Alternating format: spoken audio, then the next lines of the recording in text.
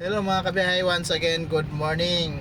Ayan, ang oras natin ngayon is 1:30 po ng umaga po, madaling araw. January 7, 2026. Ayan mga kabiyahe. um, Susunduin lang namin yung mga guests namin. Arrival sila from Manila. Ang arrival nila alas 2. Ayan, kailangan maging maaga tayo mga kabiyahe. Yun,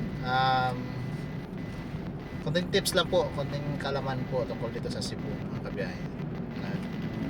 Para sa lahat na hindi pa masyadong familiar dito sa Cebu, Cebu po mga kabiyahe, nag-offer po ng best itinerary po dito sa mga tour is 3 days. Ayan, yun po yung best seller na tour natin, which is City Tour,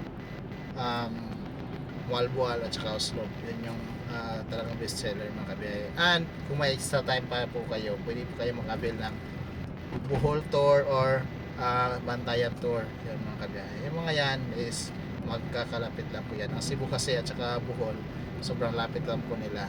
Dati nga po is 45 minutes lang po yung biyahe. Pero ngayon, aabot na po ng 1 oras mahigit mga kabiyahe. Yan.